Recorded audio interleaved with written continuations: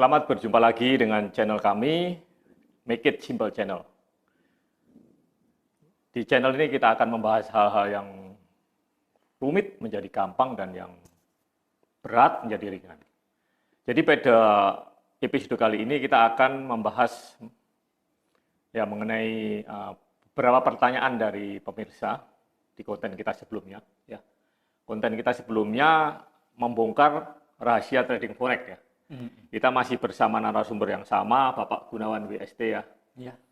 Ya, Pak Gunawan, di salah satu komen ya yang ingin ditanyakan oleh pemirsa itu sebenarnya mereka membandingkan lah kira-kira Pak Gun ini dibanding dengan Gema, mungkin ada dengan John Paul 77. Ya, pengen tahu lah kira-kira pemirsa itu seperti apa. Jadi mereka itu ya mungkin pengen tahu lebih jauh. Mungkin Pak Gun bisa menjelaskan ya. Jadi gini ya, kalau menilai diri sendiri itu sulit ya, apalagi bandingkan dengan orang lain. Tapi kita ambil variabel-variabel umumnya aja. Dari sisi lamanya, itu lama saya. Saya mulai 2007 ya. Sudah 15 tahun ya.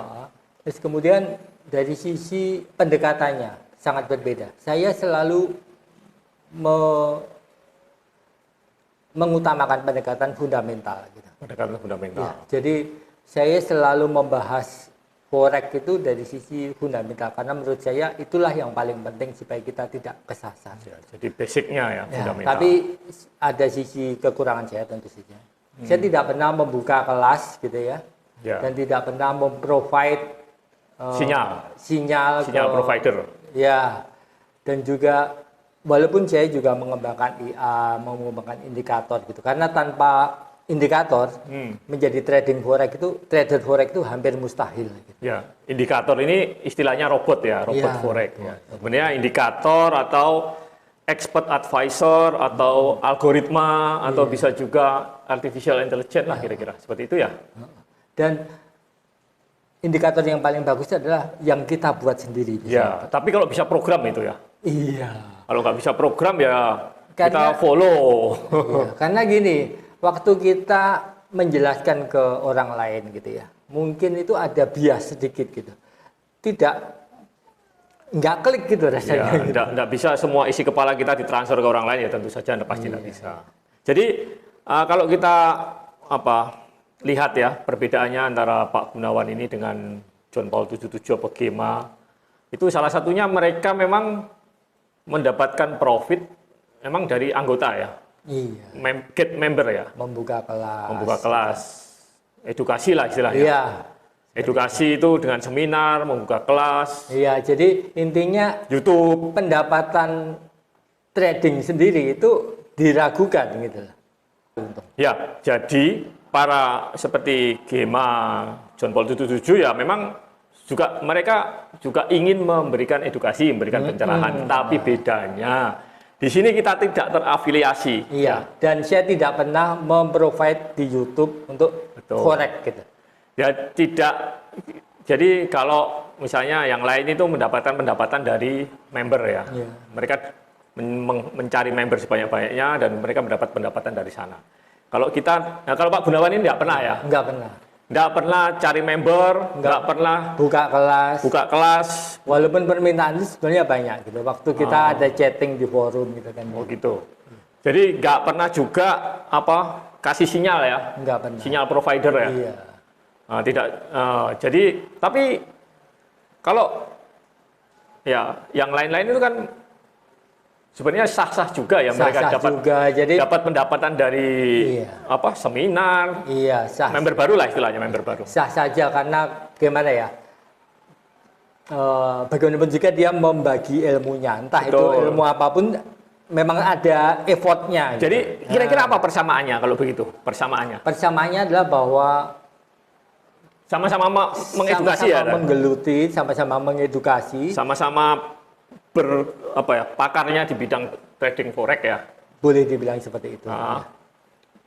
Yang membedakan ya itu tadi caranya. Kita tidak cari Pak Gunawan tidak cari member. Nah, bagi saya pribadi gitu ya, provide signal itu kalau menurut pengalaman saya ya, itu apalagi yang 5 menit 24 jam, 48 jam gitu. Misleading ya. Misleading gitu ya. Jadi kalau hanya Koreksi sinyal, dan nggak mengerti fundamental, nggak mengerti technical, nggak mengerti cara trading, ya percuma ya istilahnya. Percuma. Jadi, Malah berbahaya. Jadi itu sinyal itu hanya salah satu indikator ya, salah satu indikator kecil dalam trading. Seorang pakar forex itu pernah bilang bahwa kalau kita baca sinyal itu kita seperti bebek yang berjalan, dia nggak tahu ada sniper di sampingnya. Dia tetap aja berjalan berbaris gitu. Ya. Ngikutin provider signal, kemudian ditembakin. Betul. Jadi tadi persamaannya memang sama-sama mengedukasi, mencerahkan, kemudian tapi kita tidak cari member, tidak dapat penghasilan dari member, kita tidak bikin YouTube juga ya mengenai tidak dia bikin YouTube memang. Tidak pernah. Jadi baru kali ini diwawancarai. Jadi tapi seperti kita ketahui ya memang pasar forex itu trading forex ya. Trading forex itu salah satu pasar yang paling besar kapitalisasinya di seluruh dunia ya. Dibanding saham pun jauh lebih besar ya. Iya. Dan itu terkadang terjadi misleading justru, Pak Budi. Karena melihat besarnya itu seolah-olah pasar itu bisa digoyang, padahal bisa digerakkan oleh para apa itu? Trader-trader, influencer lah. Ya, trader-trader yang menjadi trendsetter lah. Jadi sinyal provider tadi. Betul. Jadi kenapa pasar tidak bisa digoyang oleh para trader? Karena dari kira-kira 6 triliun US dollar pasar trading forex ini hanya 5,5% yang diperdagangkan secara retailer oleh para trader. Jadi kecil 5%. 95% siapa? 95% itu bank sentral. Waktu dia mengeluarkan pembelian aset, itu perdagangan antar negara. Iya, ekspor impor itu pada akhirnya kan dikonversi menjadi mata uang kan. Yang jadi exchange ya, jadi pertukaran mata justru uang. Itulah yang mendominasi, Pak. Sebenarnya ya trading forex itu foreign exchange, singkatannya kan foreign exchange memang ya. Jadi pertukaran uang. Jadi ya paling banyak didominasi ya antar negara tadi. Antar negara, antar institusi dan negara. Betul, lembaga-lembaga investasi yang besar juga seperti Lehman Brothers itu ya. Lebih besar ekspornya. Kalau kita lihat ekspor China saja gitu Pak Rudi ya, itu kan jauh lebih tinggi dari Lehman Brothers kan. Betul, jadi itu 95% itu sudah milik antar negara. Jadi yang 5% sepintar apapun ya tidak bisa lah kita membuat tren baru ya. Nggak bisa. Jadi yang pertama adalah fundamental, karena di fundamental itu kita tahu tren besarnya, gambaran besarnya, peta besarnya. Gambaran besarnya. Ya. Tanpa kita tahu peta besarnya itu waktu kita di dalam itu isinya depresi aja gitu Pak. Ya, tapi ini pemirsa perlu diingat bahwa meskipun pasarnya besar, banyak orang tertarik ya. Iya, tertarik. Karena mudah ya. Kalau tradingnya aja mudah. Masuknya mudah ya. Masuknya mudah. Untuk menjadi trader itu mudah. Tapi hati-hati ya. Karena banyak broker-broker yang tadi serigala berbulu domba tadi. Itu lain lagi. Sudah sulit. Tradingnya sendiri aja sulit Pak Rudi. Untuk menang sudah sulit. Untuk menang aja tanpa dipengaruhi apapun sudah sulit. Sudah sulit. Apalagi ini ada broker-broker yang nakal. Iya. Broker yang nakal itu adalah bandar ya, betul. Jadi kalau Anda trading itu nggak masuk kemana-mana, masuk ke bandar. Iya. Jadi kalau Anda kalah, ya kemenangan bagi bandar. Dan istilahnya kan yang kita dulu pernah sebut Pak Rudi, zero sum game. Iya, zero sum game. Nah, itu bandar yang nakal itu kalau Anda menang, ya Anda nggak dikasih dengan segala alasan ya pasti. Kalau Anda menang misalnya, ya akun Anda di-ban, atau profit Anda bisa terhapus, macam-macam lah. Atau withdraw-nya susah. Kesalahan administrasi. Ya, withdraw nggak bisa karena apa? Kesalahan administrasi. Wah, itu kan bandar bisa bikin itu. Tapi itulah bandar yang betul-betul bandar yang busuk lah istilahnya. Jadi jangan sampai itu sudah mainnya susah, banyak bandar busuk ya.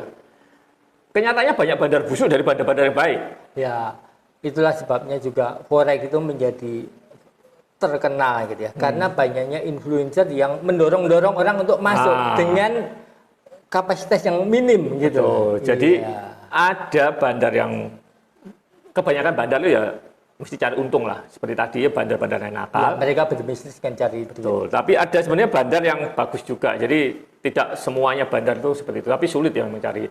Ya mungkin pemirsa bisa mencari di googling bisa.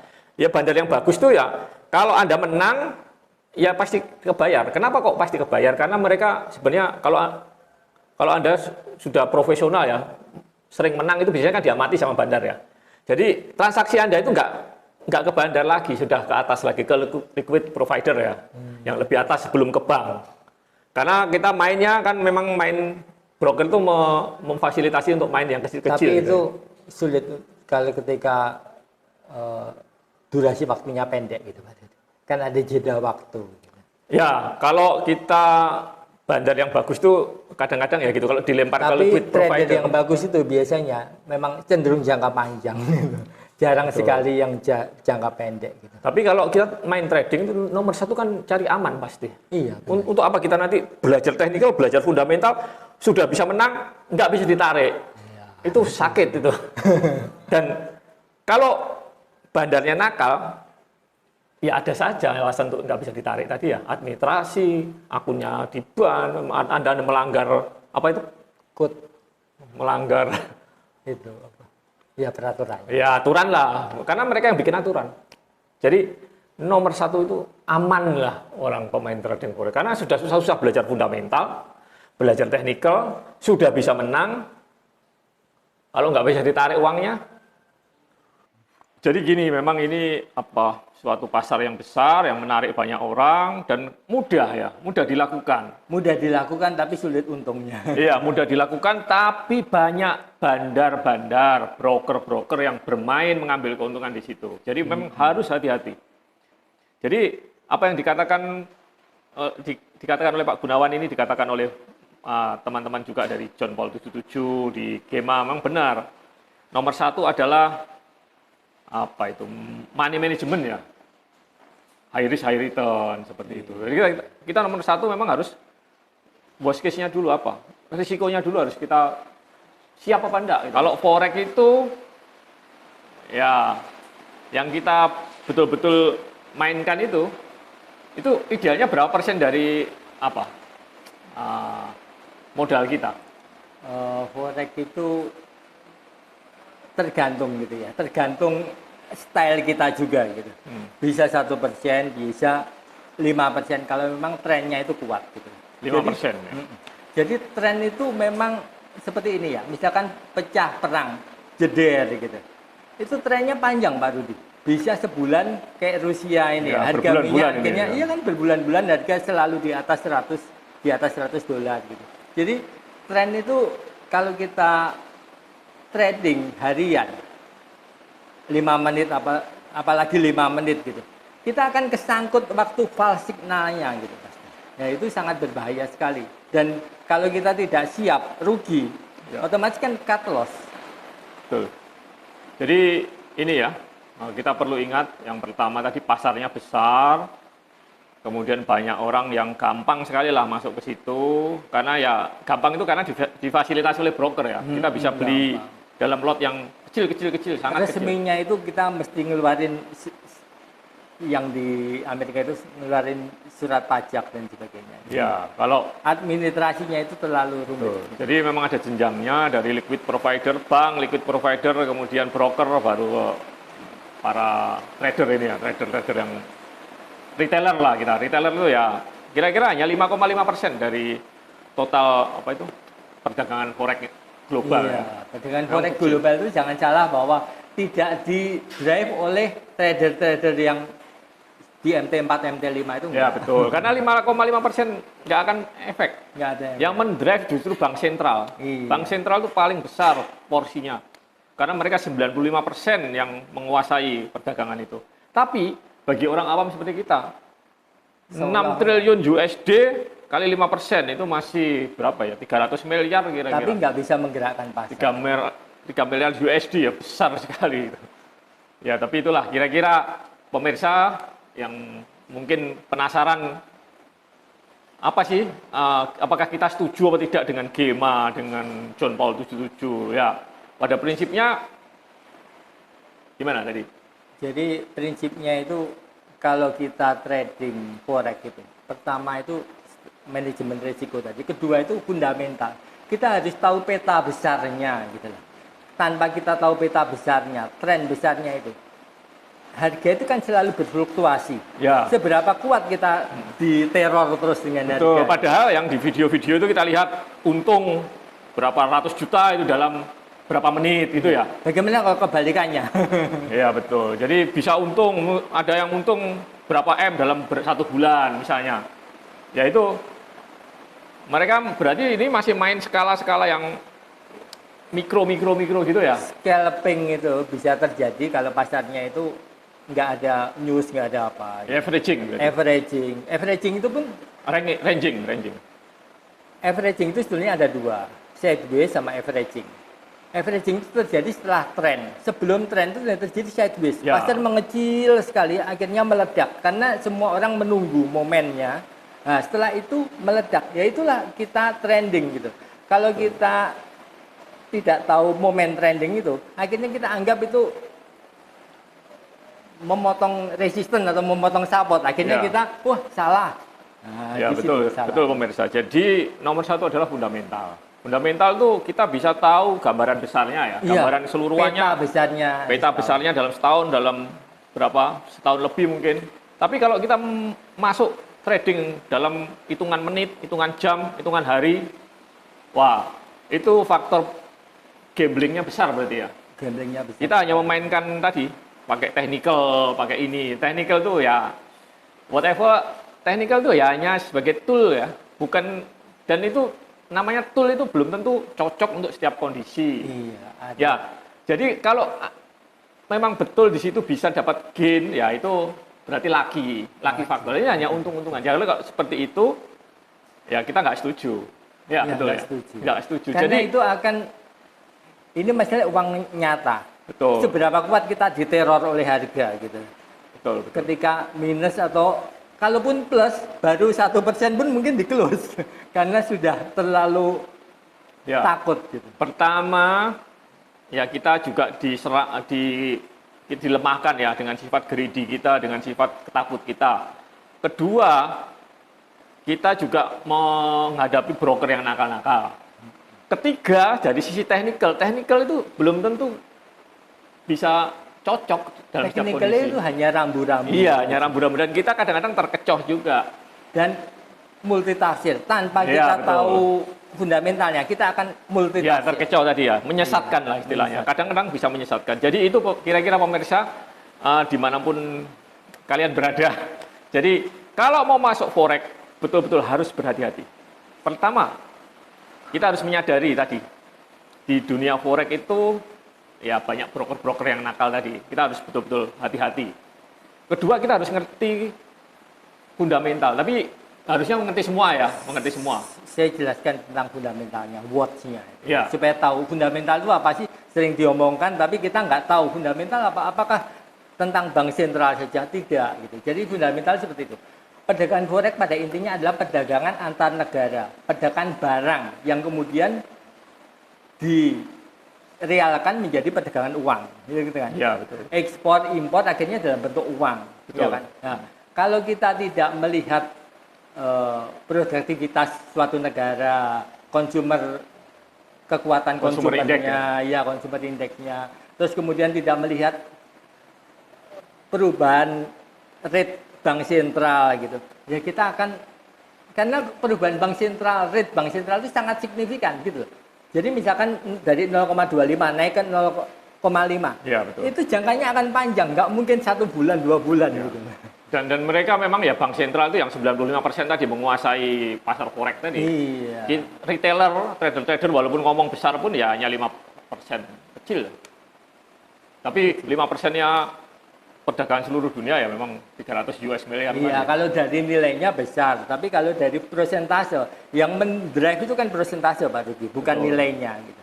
Kalau nilainya besar tapi persentasenya kecil ya, kita nggak bisa ngomong gitu. Betul. Jadi tadi nomor satu, milih broker harus hati-hati. Kedua harus ngerti fundamental, termasuk yang ngerti semua yang ketiga ya ini tadi bisa menggunakan tool, technical tool, bisa menganalisa, melakukan analisa, sehingga kita walaupun dapat sinyal dari para trader-trader yang sudah proven ya, sudah terbukti menang terus pun belum tentu kita bisa langsung pakai juga gitu. Kalau nggak punya pengetahuan ya. Iya, masalah gini, kita tidak bisa trading untuk hidup itu kalau kita mindsetnya gambling gitu. Betul. Jadi betul. kalau gambling itu memang Yang terkadang kita untung gitu. dibatasi waktu tadi itu ya. Iya. Kalau kita pakai teknikal, kemungkinan besar itu ya plus min ya gitu seperti itu Pak Rudi. Betul. Dan Jadi false signal itu selalu terjadi. False signal itu adalah sinyal yang menyimpang daripada tren besarnya dan itu terkadang sangat kuat sekali. Gitu. Jadi itu yang namanya probabilitas tidak bisa dipastikan. Tidak seorang pun di dunia ini bisa memastikan apa yang terjadi kemudian ya. Itu kan probabilitas betul. Makanya kita lihat peta besarnya supaya bisa membantu. Jadi kalau Anda mau main yang high risk high return tadi, ya idealnya itu ya 1% atau 5% dari modal Anda. Kalau modal Anda 1 juta, 10 juta misalnya, ya 5% 500.000. Ya kalau 10 juta ya. Kira-kira seperti itu. Itu maksimum yang bisa dimainkan. Kalau Anda loss ya sudah siap, memang sudah siap loss. Jadi kalau 500.000 itu kita punya modal 10 juta ya 500.000 itu siap loss memang. Karena kalau gain ya dapat gain banyak ya laki lah, itu faktor laki. Jadi nggak bisa untuk hidup kalau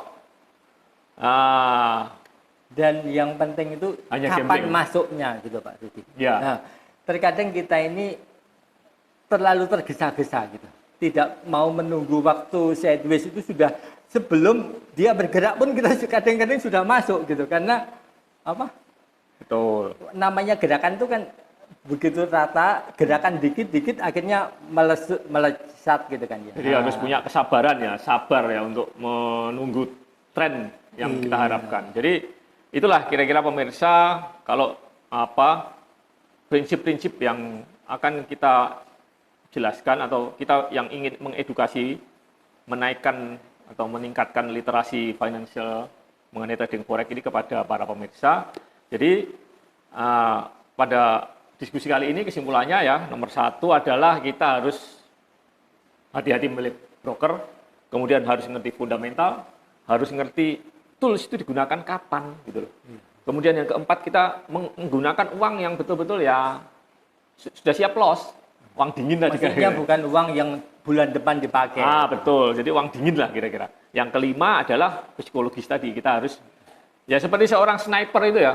Jadi dia siap menembak tapi ya tunggu momentumnya. Masuknya kapan, nembaknya kalau itu kapan. nanti terjadi cut loss terus. Betul. Kalau sekali salah, udah peluru keluar, udah lari semua binatangnya, kita nggak dapat apa-apa. Kira-kira begitu ya? Iya. Ya, kira-kira begitu para Jadi pemirsa. saya mungkin mau ngasih review gitu Pak Rudi. Oke, silakan. Saya kan sudah pengalaman di forex belasan tahun. Tapi saya juga beberapa tahun 4 tahun belakangan gitu ya sudah mulai ke saham dan setahun belakangan saya bikin YouTube-nya. Oh iya betul, Pak Gunawan. Jadi, ini punya channel sendiri ya. Iya, kalau kalian meragukan analisa fundamental bisa mendrive kemenangan itu. Saya sudah buktikan di saham dan itu benar gitu. Jadi ilmu fundamental forex itu saya bawa ke saham dan itu bisa dilihat profitnya. Kemarin 3 minggu yang lalu saya analisa saham Indi dan sekarang sudah naik beberapa persen. Oke, jadi pemirsa. Dan itu masih banyak lagi ada di sini. Yang tertarik dengan mempelajari fundamental untuk saham ya ini ya. Ya silakan mengunjungi channelnya Pak Gunawan BST ini ya. Iya. Itu ada juga ada. Gunawan BST. Ya. Di sana kita akan lebih jelas lagi kenapa kita harus mengerti fundamental. Fundamental itu apa? Nomor 1 ya. Fundamental itu apa? Mengapa kita harus mengerti? Kemudian bagaimana menerapkannya dalam trading. Itu trading saham, trading forex. Ya kira-kira seperti itu. Walaupun begitu saya tetap pakai indikator juga. Iya betul. Tidak, jadi harus lengkap. Kalau fundamental saja tanpa indikator sama saja. Iya betul. Teknikal saja tanpa fundamental ya nggak ada arahnya. Gambling berarti iya, ya. Gambling. Jadi begitulah kira-kira pemirsa ada 5 hal yang harus kita pegang ya. Jangan tergesa-gesa untuk masuk. Pelajarin dulu aja fundamental itu apa, teknikal itu apa yang benar. Nanti dari situ kita akan lebih percaya diri. Betul ya. Di video sebelumnya sudah kita jelaskan juga. Kalau kita mau masuk itu perlu waktu. bisa setahun, 2 tahun, ya minimum Iya. 2 tahun yang dulu kita takut. Kenapa? Karena memang kita harus mengerti siklusnya, mengerti fundamental, mengerti teknikal, kemudian tadi mentalnya juga udah siap, kapan masuk, Jadi kapan memang ini. seperti yang kita bilang dulu bahwa ini pekerjaan profesional, bukan Oh. percobaan coba-coba gitu. Kalau Ya. Anda 1 bulan dikasih mentor terus merasa hebat gitu, kayaknya Ya, hampir. itu permainan broker kalau seperti itu. Jadi Anda mesti menang. Ah, karena memang dibuat brokernya seperti itu. Broker yang bandar ini, broker yang market maker. Jadi dia yang ngambil uangnya sendiri, rugi untung dia sendiri. Jadi pasti Anda rugi. Jadi harus hati-hati memilih bandar tadi ya. Oke, itu kira-kira. Terima kasih Pak Gunawan ya atas waktunya, atas kesediaannya. Terima kasih Pak Ah, Rudi. terima kasih juga pemirsa yang sudah menonton video kita. Semoga ini mencerahkan, Ya, bukan betul. untuk menghakimi orang lain, dan Ya. saya tidak punya preferensi untuk menjelekkan orang lain juga. Ya, Semua betul. orang punya jalannya. Betul. Jadi ini kita dengan John Paul 77 Gema ini Pak Gunawan ya, it's just friend. Nggak apa, kita punya sedikit perbedaan pendapat ya mungkin Iya. biasa, tapi yang penting kita sama-sama berusaha mencerahkan, mengedukasi masyarakat Mengedukasi. hal yang betul-betul objektif dan tidak hoax, Iya. tidak false. Jangan sampai kita Fake. ini diajak orang 1 bulan, belum 1 bulan mungkin malah, sudah pakai uang beneran, sudah sok tahu. Dan sudah ketagihan. Iya, Karena sudah ketagihan. dikasih menang tadi awal-awal. Begitu Anda menggunakan semua modal Anda, loss ya sudah. Margin call. Itu kira-kira. Terima kasih atas perhatiannya. Sampai jumpa di video selanjutnya. Salam MIS. Oke.